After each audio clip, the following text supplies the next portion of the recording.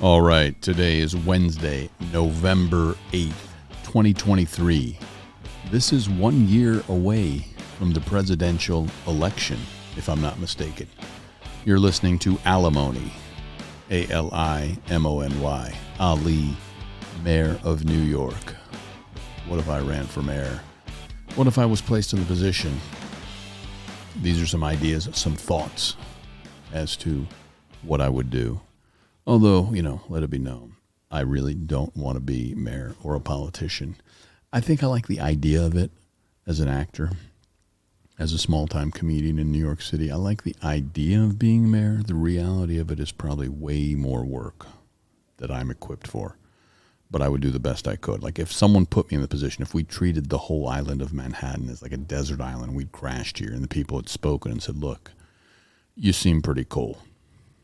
Can you be our mayor and our leader? I'd say, I don't know. I'm kind of a lone wolf. I'm happy to help clean up and build shelters and, help people in the first aid department. But I don't know. Do you really want me to be your leader? And if they were like, yes, we want you to be our leader. Okay. All right. Let's see what we can do. So, as I said, alimony came around from someone trying to insult me, and I took that insult. And when people throw stones at you, use those stones to build houses and fortresses. As the story goes, the two men who were cutting blocks, one was asked, what are you doing? And one said, I'm cutting these stones into blocks. And the other man was asked, what are you doing? He said, I'm on a team to build a cathedral. So it's all perspective. The thing right now that's in my mind is this idea of social contract. Whether we know it or not, there is a social contract we live by when you live in a city. That social contract being things we've either agreed upon or haven't agreed upon, know is part of the contract, or don't know that it's part of the contract. Certain things have tickets associated with them. Like if you litter, there is a ticket. When was the last time you ever heard of anybody getting a ticket for littering? That I don't know, but it's part of the social contract. We will not litter. Honking your horn. It's in the social contract. $350 fine if you honk your horn. I don't know when the last time I ever heard of anybody getting a ticket for honking a horn was. But there are these things in the social contract that when you live with a group of people, whatever that group of people is, and it could be on a desert island, it could be two people. Two people is a social contract. If you're by yourself, you have a contract with yourself.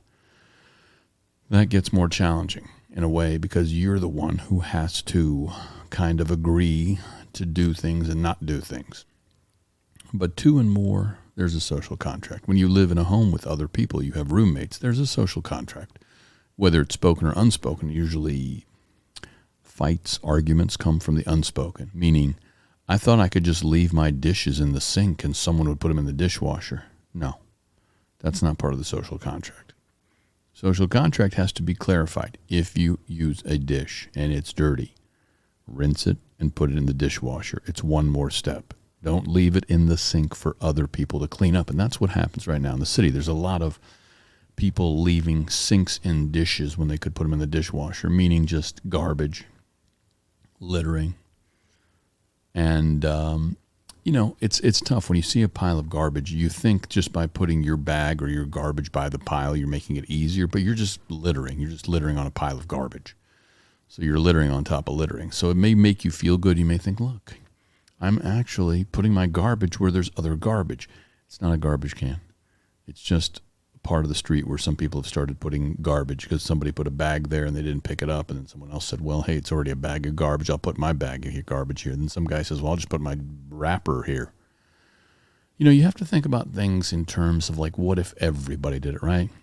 One person lights a cigarette, finishes, is filled with remorse, throws that cigarette on the ground. Okay, one cigarette.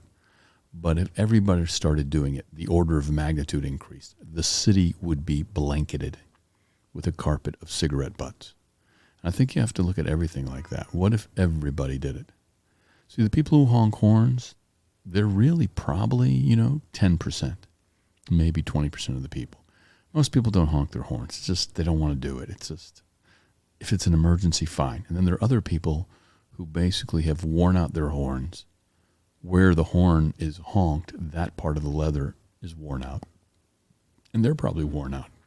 They're worn out from honking their horn nonstop, thinking it's a solution, but they don't realize it's anger, which is actually fear, because everything comes down to love or fear. So that honking of the horn is fear. But we have engaged in a social contract with each other as a city. And I think one of the things that would help is if we clarify the social contract, because a lot of people probably don't realize there's a social contract. And there's probably things on the finer lines of the social contract in terms of talking to people you don't know. You know, it's not our place just to talk to people. You know, you want to say hello. You know, I come from the South, from North Carolina. So when you walk down the street in North Carolina, someplace like Chapel Hill, you would be saying hello as you walked by people. Hey there. How you doing? Howdy. It's part of it. It's part of the culture. You do it here in New York, they'll think you're crazy. Most people would ignore you. It's a different city. It's a city to some degree where we've been, I wouldn't say forced, but we have to put on kind of a game face, especially when you get in the subways, the buses. You kind of have to just be prepared. And you have to put on this harder face than you probably want to carry in life just to protect yourself so that you know, or someone else rather knows that you are not easy prey. It's unfortunate, but for now it is what it is. But the social contract, as I said, I want to keep it simple and broad. Clean streets, safe streets, free streets. And I'll say that almost every time, numerous times, because it's really the cornerstone of what I'm talking about, both here in New York and globally. Now, right now, it's been a while since I've recorded because I'm feeling somewhat low. I'm saddened by the state of affairs in the world. There's one war that's been going on for over a year that we've kind of put on the back burner and stopped talking about because there's another war. And again, it depends on your brainwashing. To be a human being is to be brainwashed. Some people may call what's going on a war. Some call it a retaliation. Some may call it a genocide. You know, I guess everyone's going to have their point of view of what it is. Although the universe probably knows exactly what it is and says, no, this is this. I mean, you humans have decided to use words. Well, this is the word for this. So it saddened me a little bit. You know, it's getting cold in New York. I see why people leave the cold to go to warmer environments. But right now, it seems like this is the time where we have to look towards taking care of the least of us. The ones who need a warm place to be. Luckily, we are past the COVID lockdowns, so folks can go to libraries and Starbucks and coffee shops and, you know, public spaces. There are a lot of public spaces in New York City in office buildings that have been built so the office buildings could be built higher. If you build a building and you add public space, you're allowed to build more stories. That's why you'll see a lot of public spaces in office buildings. And hopefully people know about them. And libraries. Libraries have become a place for those who have no place to go during the day to go. And if that's their purpose and that's what they serve for the most part, maybe 80% of libraries, maybe 90% is just shelter now. Maybe 10 to 20% is actually being a library. People are borrowing books, reading them, bringing them back. What an amazing concept, the public library. What a thing. Now, like when you think about something like that, that's when society has got it right. Somewhere along the line, I think it was Ben Franklin who came up with the public library.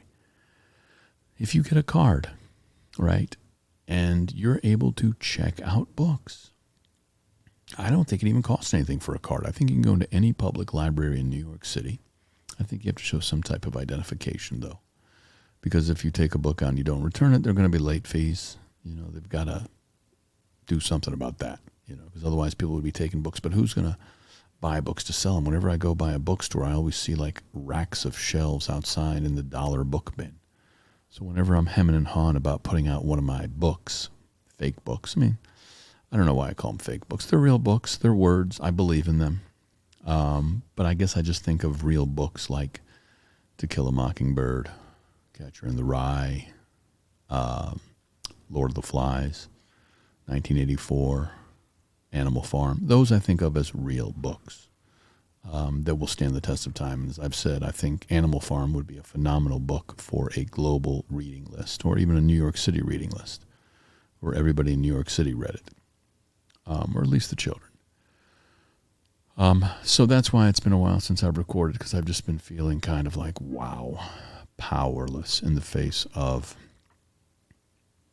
the death of so many people, the wanton death of so many people. One side takes action, they do something, the other side retaliates, and civilians suffer. The innocents, the ones who don't have guns, don't want to have guns, don't have weapons, just want to live their civilian life. And a civilian life is basically shelter, water, food, hospital, education, senior housing. Civilian life should be somewhat boring. Unfortunately, it's not globally right now.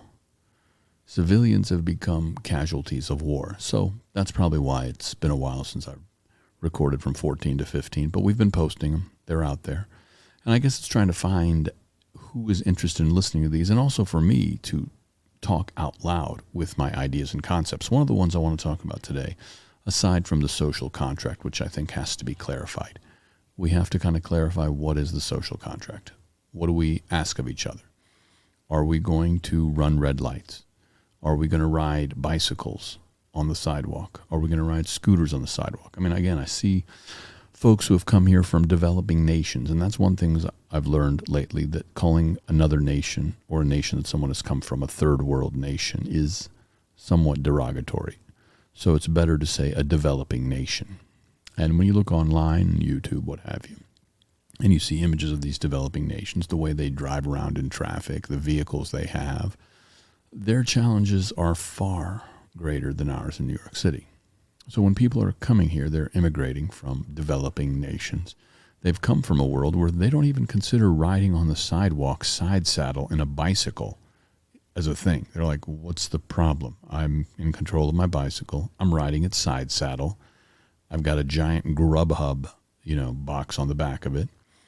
And I'm riding, on the sidewalk. I'm fine. I'm not going to hurt you. So in their mind, they may not even think it's a deal. Whereas for me, us, whoever, they might think like, you're better off in the bike lane, buddy. Just stay in the bike lane going in the right direction. You don't need to be on the sidewalk, side saddle, delivering. Let's just leave the sidewalk for people walking, pushing strollers, maybe kids on bikes. So that's part of the social contract and part of the safe streets. A street can't be safe if somebody is scootering at breakneck speed down it. It can't be safe if you're on a bicycle side saddle riding down the middle of the sidewalk. It can't be, safe streets, clean streets. It can be clean, but it can't be safe. And I think safety is paramount, because right now there is so much insecurity in this world. There is a financial insecurity, I believe, that exists globally. I believe there is an emotional insecurity. I believe loneliness is an epidemic. I believe that people are worried about their futures, their children's future. I believe that, we are coming to a place where capitalism, which is essentially a World Series of Poker, meaning you have 10,000 people who pay $10,000 each to win the prize. And for them to win that prize, 999,999 people have to lose. Now, they get some concession prizes if they lose, but they ultimately have to lose, and only one person wins out of the 10,000. Now, that seems like where it's headed in capitalism, like it's happening now, where the price of homes have gone up, the price of cars have gone up, the price of food has gone up. Everything's going up, up, up, up. And so very few will be able to partake in the fruits of capitalism. One of the things I want to talk about today, and again, I want to keep these things under 30 minutes, is dentists and dentistry. There is really no way that I've heard of or found of that you can get any dental work done for free. Now, potentially, if you go into an ER, you have an abscess and there's a tooth, and maybe they would pull it out for you. They would somehow inject you with Novocaine and just pull the tooth out. Maybe they would do that. And maybe there is a dental ER that I don't know about. But I think the city should invest in training 50 dentists a year, paying for their 2 years of dental school. I believe dental school is 2 years. Now, I could be wrong about that. It could be more. It could be 4 years. Whatever it is, and I'll look that up. But this is not the kind of show where I stop it or have someone else look something up and then tell me as I'm continuing to talk. Maybe someday it'll be that kind of show. But right now, it's just me talking. And if I'm wrong about dental school being 2 years, maybe it's 4 years. 2 years does seem like not enough time to really, figure out how to work with people's teeth. But I will, you know what, let me just, 1 second, let me do one thing. Okay, it's actually 4 years. So 4 years of college, 4 years of dental school, and then a residency if you want to become a specific type of dentist, pediatric dentist or, cosmetic dentist.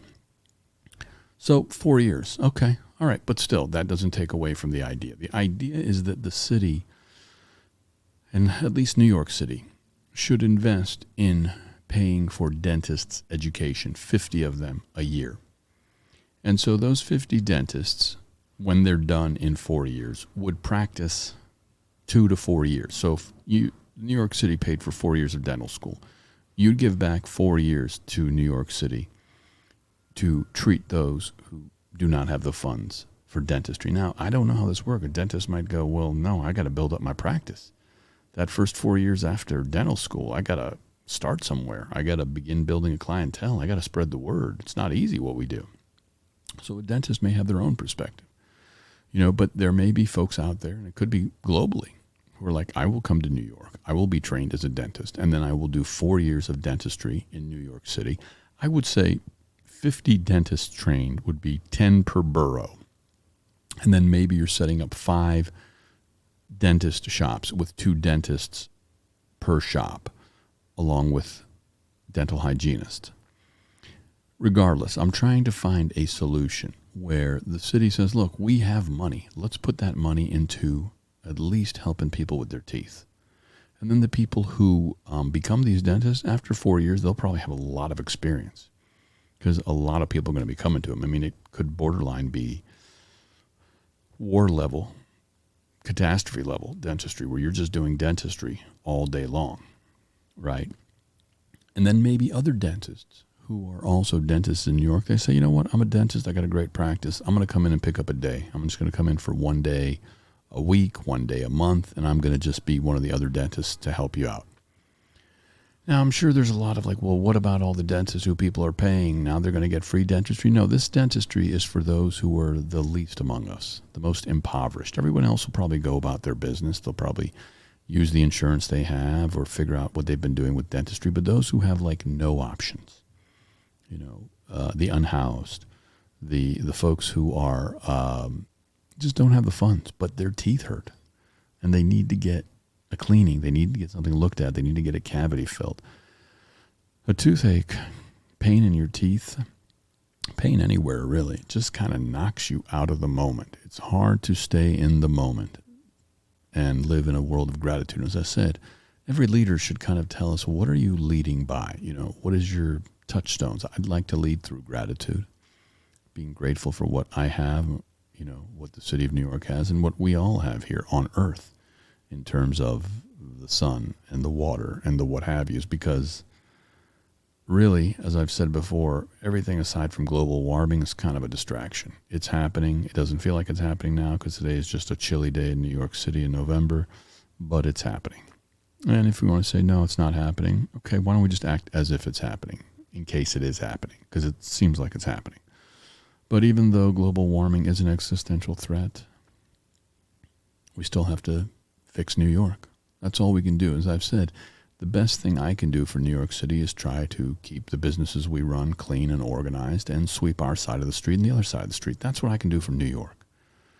That's the best thing I can do for the world is, okay, am I going to go to the parts of the world right now in my life and, on a plane in a bag and start helping?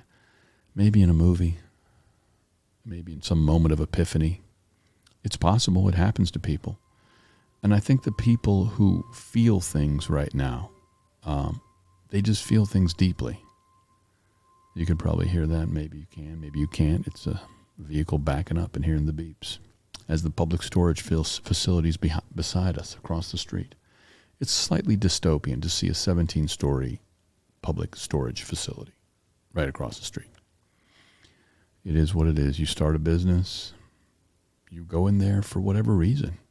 You know, you found a piece of land or a piece of property or a space, and you're going to build something in that space. And then, somewhere down the line, a giant public storage facility opens up, and that's your view. But I guess it could be worse because it used to be a bodega, and there used to be a lot of fights out front. So I guess it's better than the pre-COVID bodega that was here, where, for whatever reason, it caused a lot of friction. But the dentistry. Now, the city of New York would pay for it. It would pay for people's 4 years of education. In return, they would do dentistry for 4 years. Now, they still have to get paid. You can't have them do dentistry for free in New York City. So not only do they get their 4 years of dental education paid for, you probably have to make sure they also have stipends to live while they're going to dental school. So all of this has to be figured in. And then once they become dentists and you set them up in shops, obviously they have to be paid. Now, we're talking about 50 dentists in 5 boroughs. Now, it's either one, in each borough there's one place and all 10 dentists work there. So it's just like nonstop. Or you've found a way to have 5 different locations of 2 dentists or 2 different locations of 5 dentists. However, ultimately the plan gets hammered out. But the point being, anybody who has a dental issue and has financial issues, severe. I mean, again, I'm sure someone's listening to this and they're going, that's socialism. That's communism. Okay. All right. We already have Social Security. We already have other systems where we subsidize. And I'm saying most people will generally continue to go where they go for their dentistry. If they're lucky enough to have a dental situation, they're probably not going to switch over to this. And it's probably going to take time. And, the challenge with dentistry is when your tooth hurts, it hurts. And you need to kind of see somebody to begin working on fixing it. Although people probably live with toothaches for a while right now in New York City. Who knows how many toothaches right now there are in New York City, in the 5 boroughs of the 8 million people who are New Yorkers. How many people have tooth pain right now? Tooth pain, stomach pain, head pain, foot pain. Foot you can put up. You can sit for a second. If your head hurts, you've got a headache, that head pain is following you. That tooth pain is following you. That stomach pain is following you. I guess foot pain, which is up there, is something you can sit for a second and take the pressure off the foot. But the teeth is something I think we have to get behind as New Yorkers. I'd love to figure out a way where, whether it's monthly or someplace, there is kind of a MASH unit, a more mobile army surgical hospital set up in somewhere in the 5 boroughs or one in each borough. And people can go there and just get triaged. Things they've been worried about. I've had this pain here. I've had this going on. And it's just, they're coming through like it's a natural disaster.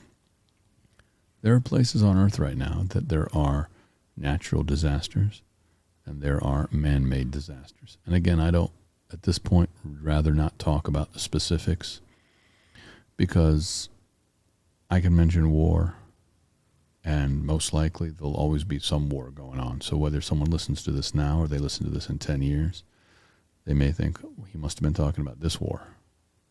Doesn't matter. I just don't see a world where, I don't know. I don't know how we get out of this nonstop cycle of violence and war. I don't know how it happens. I don't know how we start looking at the world through the eyes of children and animals and the elderly, who are all victims. The rest of us are volunteers. And how do we look through the world through their eyes and try in some way to make it a better world? To make it a world where water is accessible and clean, the air you breathe is clean, the housing you have is clean and affordable. You have access to food. You have access to services, health care, mental care, physical therapy. You have access to some education if you want it. If you want to learn something, get better at something, you can.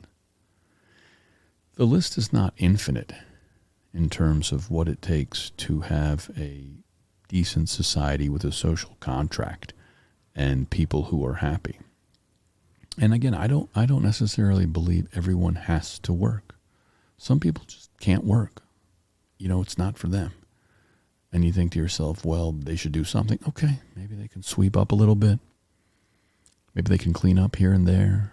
Maybe they can collect some garbage. I don't know. To me, it's like above all else, do no harm. So if they just hang out somewhere and watch TV or watch movies or are in an open park where they can hang out in the park and talk to other people, okay, and they can have the things they need to get by for the day, which is water, food. Substances makes it tricky. We've created a world where we need some substances, or some people need substances to get through the day. And if you look at the various areas in this country that have a severe homelessness situation, tent camp, skid row situation, you'll find substances and mental illness. Probably the substances exacerbate or make worse the mental illness. What do you do about that? I mean, if this was a country like Afghanistan, if this was countries where the Taliban was running it, you could collect everybody up who's a drug addict, shave their heads, put them in pajamas, stick them in jail until they are sober, until they either die or sweat and vomit out all of the toxins and go through a detox. Sure, if it was a country like that, you could do that. Here, in a free world, free market,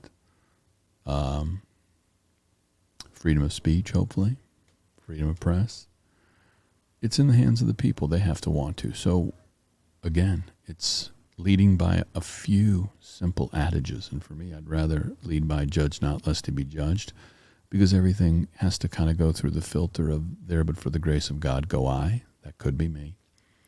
And do unto others as you have them do unto you, or treat people the way you want to be treated. Just be cool. That's it. So I think it's as important as anything is just an understanding by whoever is leading, the cities, is that they're on the same page, that they understand they're public servants. They're there to help us. They're there to be hired by us, to work with us. I hesitate to say work for us. That sounds a little aggressive. You work for me always sounds aggressive. I pay your salary always sounds aggressive. Work together as a team each and every day. But ultimately, I don't know how prices drop ever as rents continue to go up. I just don't see how an egg and cheese on a roll, slice of pizza, which is now $3.27. I guess for a slice of cheese pizza, I don't know what would be fair. The dollar slices are $1.50 now. So even they have the signs up that says $1 pizza. The actual price is $1.50. So that's a 50% increase in pricing, which is substantial. If something you were going to buy something for $10,000 and all of a sudden it jumped to $15,000, you'd be like, whoa. I guess when it goes from $1 to $1.50, the whoa is not there, but what would have got you 3 slices of pizza can now only get you 2 slices. And in many ways, the dollar slice has fed New Yorkers for a while. Again, I don't want these to go over 30 minutes. So it's probably time to wrap it up. I spoke for a little bit for whoever this is for whatever it's worth. Whether you're using it to clean your apartment, take a walk, drive to work, do your errands. Above all else, do no harm. Try not to leave a wake of chaos in your path. And I love New York, and I hope everybody who comes here understands the shiny city on the hill that it can be. If you see a piece of garbage, pick it up, throw it away. I love you, New York.